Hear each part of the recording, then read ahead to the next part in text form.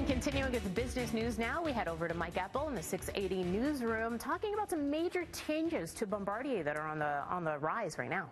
That's a possibility. Good morning, Tammy. The indication from insiders at Bombardier that the company might be looking to sell some assets, including its popular Q400 turboprop planes and the Canadair regional jet division, as Bombardier looks at potentially raising some cash to fund other projects going forward, including its C-Series planes, which of course have been hit by those massive tariffs by the U.S. government on a short-term basis at least, in that trade dispute with Boeing. Potential interested suitors in the Q400 line, for example, would be Airbus. Price tag not known at this point. Again, this is just all insider talk and nothing confirmed by Bombardier, but the company is probably looking at ways to raise some money.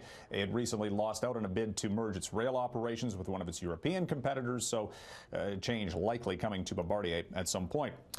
Netflix reports earnings after the bell tonight. This is going to be interesting considering the Netflix stock starts the day at an all-time record high, topped $200 a share Friday, up 60-some-odd% over the course of this year.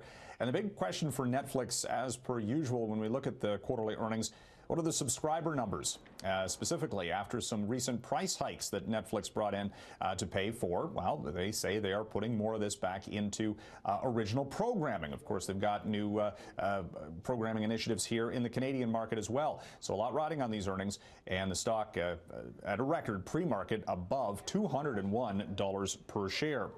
First iPhone 10 models from Apple reportedly shipped out of the plant, one of the plants in China over the weekend, going to various markets. Just 45,000 at this point, as they got to ramp up production for the iPhone 10, which is expected to be a hot selling item for Christmas, and a lot riding on this for Apple shares, which have been kind of stuck just above $150 a piece for the past several weeks after the iPhone 8 first came out. A lot, again, whether they can read or keep up with demand, and whether there are production delays, because they've got a lot of new technology in that high-grade phone.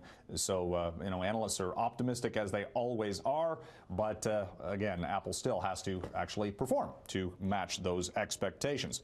We have the overall market performance this morning looking pretty good. We're probably going to see some records right off the bat on Wall Street. The TSX starts the week about 100 points away from an all-time record high, and the price for oil north of $52 per barrel. We'll send it back to the studio.